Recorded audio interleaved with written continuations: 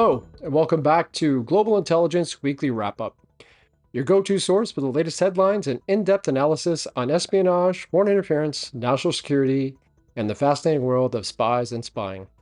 I'm your host, Neil Bisson, a retired intelligence officer with the Canadian Security Intelligence Service and the director of the Global Intelligence Knowledge Network.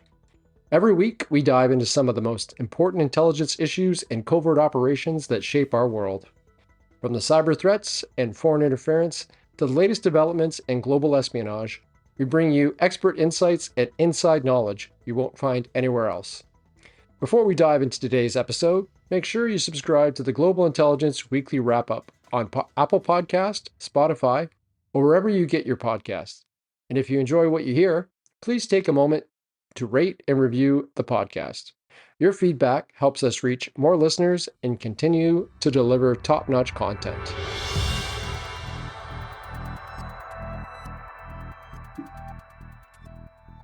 Now let's get into this week's stories.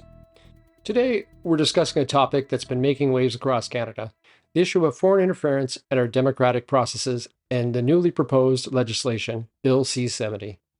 The public inquiry into foreign interference has certainly brought some troubling issues to light. We've learned that foreign actors, particularly China, have engaged in sophisticated and persistent meddling in our democratic institutions, specifically during the last two general elections. This inquiry, led by Quebec Justice Marie-Josée Hogue, has exposed these clandestine activities and emphasized the seriousness of the threat we face. Recent polling by Ipsos, conducted exclusively for Global News, revealed that only 4 in 10 Canadians believe the inquiry will get to the bottom of what is really happening, founded, as many Canadians feel that the steps taken so far may not lead to substantial outcomes in reducing or eliminating foreign interference. Prime Minister Justin Trudeau, initially reluctant to call for a public inquiry, appointed former Governor General David Johnston to examine these allegations. Johnston recommended against a public inquiry, which was met by widespread criticism from the opposition members. Subsequently, Trudeau called for the inquiry and appointed Justice Hogue to lead the commission.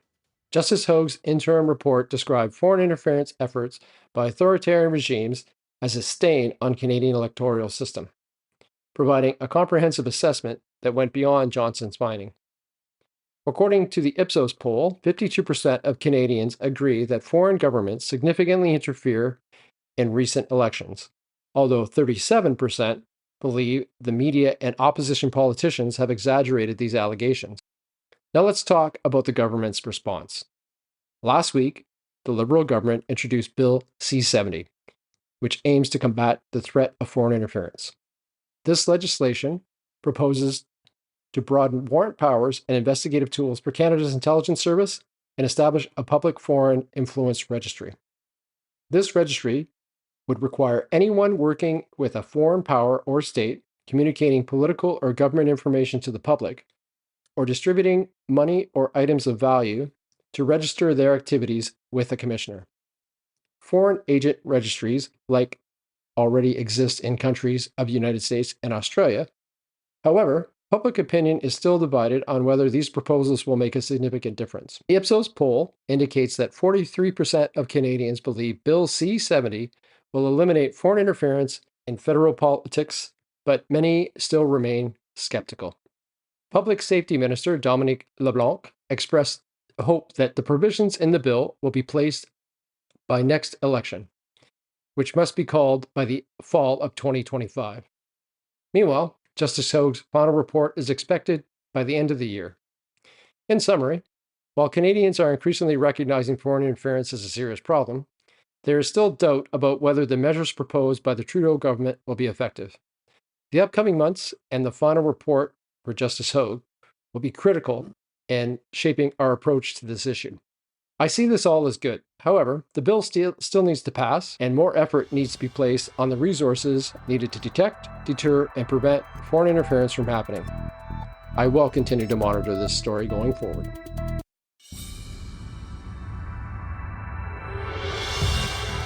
Our next story deals with a troubling trend coming out of Russia: the imprisonment of prominent scientists on charges of treason. Anatol Maslov, a distinguished Russian physicist, has been sentenced to 14 years in a penal colony on charges of treason. Maslov, age 77, maintains his innocence and is among several eminent scientists accused of similar charges in recent years. These scientists, including Alexander Shipyuk and Valery Yevhenstev, specialize in theoretical work crucial to the development of hypersonic missiles, cutting-edge weapons capable of unparalleled speeds and penetration capabilities. Maslov was accused of sharing classified information related to Russia's hypersonic missile program with Germany. His conviction raises concerns about the Kremlin's crackdown on scientific research and international collaboration. Lawyer Yevgeny Smirnov specializes in cases of treason and espionage and argues that these convictions are politically motivated, aimed at portraying Russian intelligence as vigilant against foreign espionage. In a rare open letter, colleagues of Maslov, Shipyuk, and Zhivazetsky vehemently defended their innocence, stating that their scientific papers underwent rigorous vetting to ensure compliance with security protocols. They lamented the chilling effect these cases have on Russian academia, hindering scientific progress and collaboration, balance between national security concerns and academic freedom.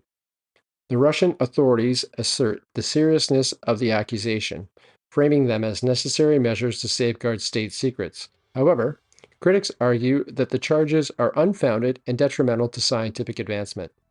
As tensions escalate between Russia and the West, particularly over military technology and espionage, these cases serve as a reminder of the complex dynamics at play in the world of intelligence and security.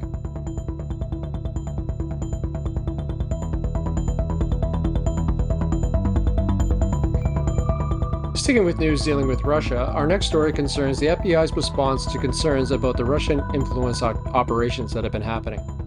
The FBI conducted an internal review in 2020 and 2021, prompted by fears of links between informants and Russian disinformation.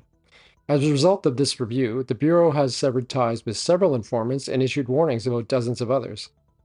These informants have provided valuable information about Russia-aligned oligarchs, political leaders, and influential figures. However, amid heightened concern about Russian meddling, particularly during and after the 2020 election and amidst tensions surrounding Ukraine, the FBI faced a difficult decision. On one hand, informants offer unique insights and perspectives that are invaluable to law enforcement and national security efforts. On the other hand, the risk of these informants being exploited to disseminate disinformation poses a significant threat. The FBI's actions underscore the complexities of intelligence gathering in the modern age. While technological advancements have revolutionized surveillance capabilities, human sources remain indispensable for gathering nuanced information that may elude electronic monitoring. Safeguarding against disinformation is particularly pronounced in regions like post-Soviet countries where alliances among oligarchs, politicians, and intelligence services are fluid and opaque. The FBI's decision to sever ties with informants linked to Russia disinformation reflects the agency's commitment to upholding the integrity of its intelligence operations while navigating the complexities of geopolitical rivalries and information warfare.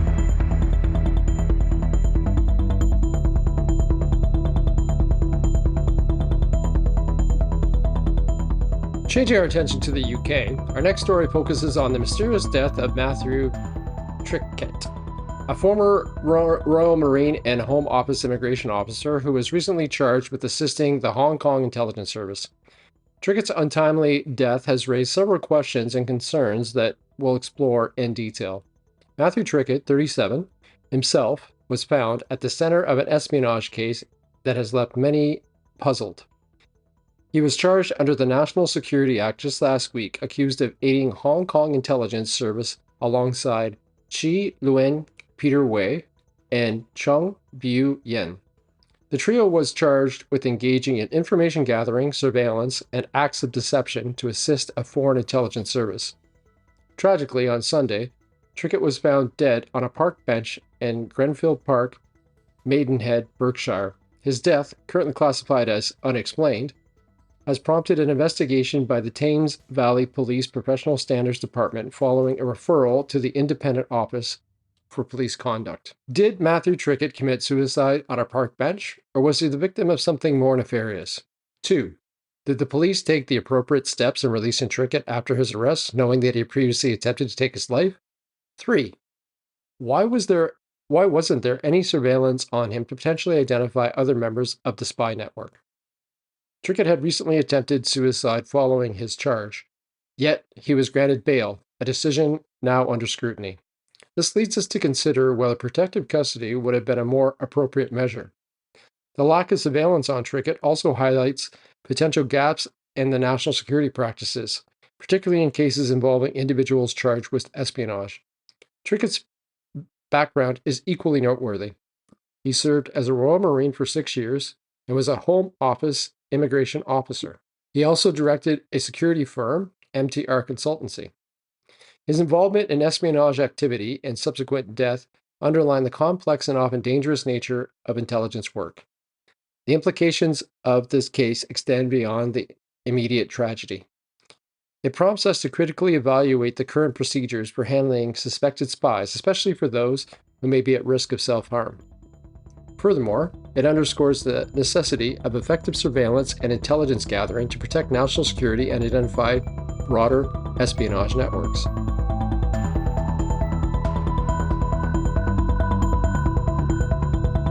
The next story brings us into a complex and pressing topic, the challenge of returning ISIS members to Canada, exemplified by the recent case of Amy Lucia Vasconez. Our story begins with an Edmonton woman, Vasconez, who was recently subjected to a terrorism peace bond by an Alberta court. Vasconez, who allegedly married not one, but 2 ISIS fighters and sought weapons training by ISIS, was captured in Syria during the defeat of ISIS and brought back to Canada a year ago. Now, the question looms large. Is a peace bond sufficient deterrent for individuals who travel to train and participate in terrorist activities abroad? Furthermore, does the Canadian government and law enforcement agencies need to do more to deter this activity? As a retired intelligence officer who spent his career working in counterterrorism, I've witnessed firsthand the motivations driving individuals to leave Canada and engage in terrorism abroad.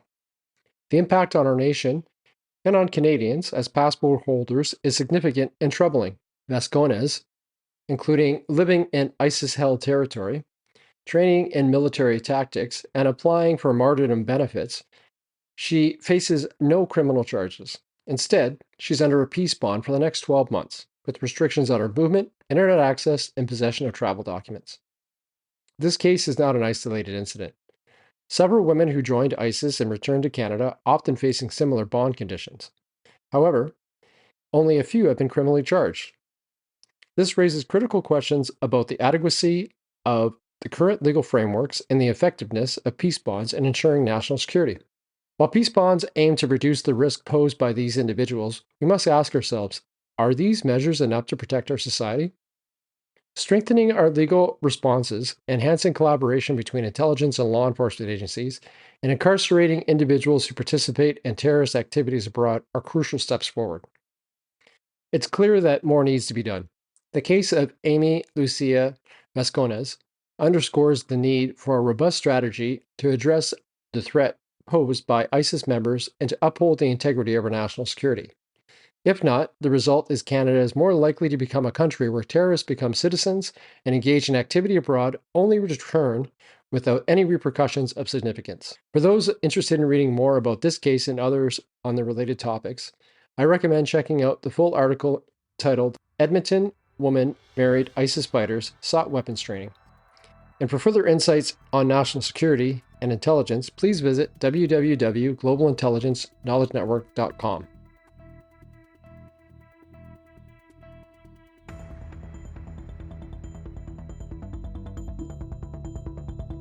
In our next story, we discuss a topic that's been making waves both in Canada and internationally: the potential security threats posed by the popular social media app TikTok.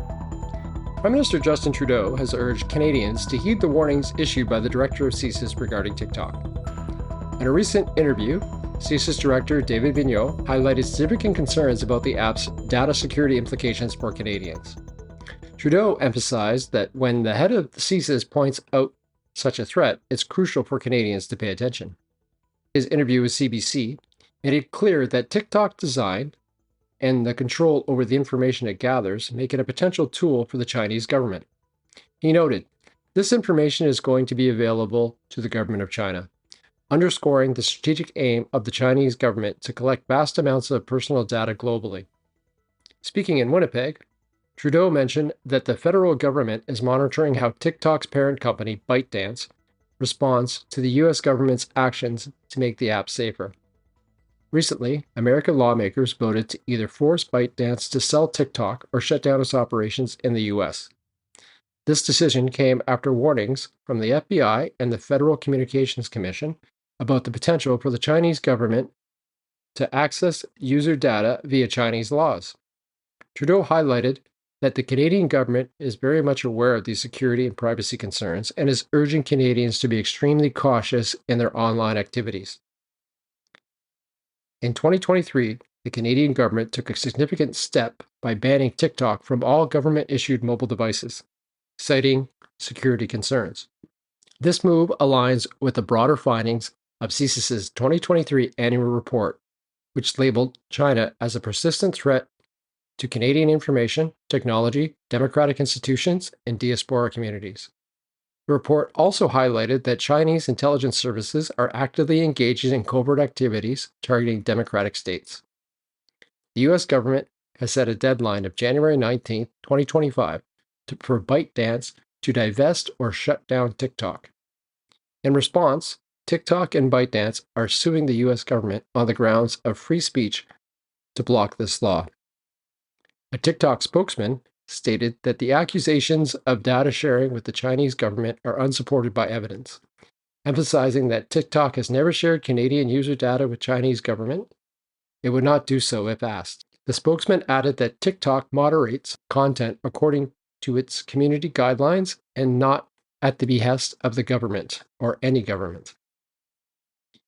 They expressed a willingness to engage with Canadian officials and even meet with CSIS to discuss how they protect the privacy and security of Canadians. This story is a clear example of the intersection between technology and national security, highlighting the ongoing challenges governments face in protecting citizens, data, and a rapidly evolving digital landscape. The current Chinese government has demonstrated time and again that they are willing to gather any, all, and as much data as possible on anyone and everyone. As the director pointed out in his comments, individuals in their teens and 20s who are using TikTok now are providing data for future operations against them as they begin to enter the workforce in the next 5 to 10 years. This data will be used to orchestrate complex exploitations of these individuals, the industries that they work for, and the context that they have, to name just a few of the potential compromises. There is a reason that TikTok is gathering information and catering to younger crowds of North American and European clients, specifically because the People's Republic of China knows how to play the long game to acquire what they want to impose their influence and to become the dominant player on the world stage.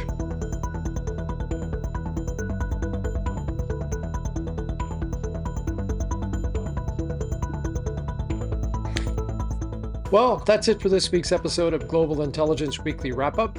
But before I go, I want to make sure that you are reminded of a few things that can help you stay connected and support our work.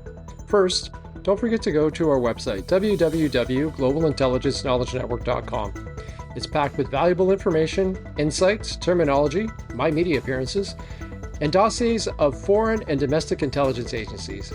You'll also find a wealth of articles and blogs that delve deep into the world of intelligence.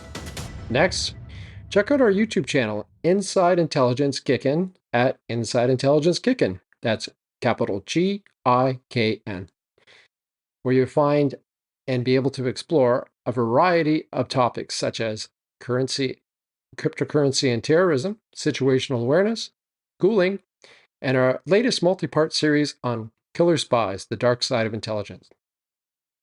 There's a lot of great content, and you're not going to want to miss that. I also co-host another podcast with retired CSIS intelligence professionals Al Tredenick and Phil Gursky called Spies Like Us. In this podcast, we discuss current topics surrounding intelligence environment in Canada and abroad. It's a fascinating listen, and I encourage you to check it out. Don't forget to subscribe to Global Intelligence Weekly Wrap-Up. We're available on Spotify, YouTube, Apple Podcast, or you can simply ask your smart speaker to play Global Intelligence Weekly Wrap-Up.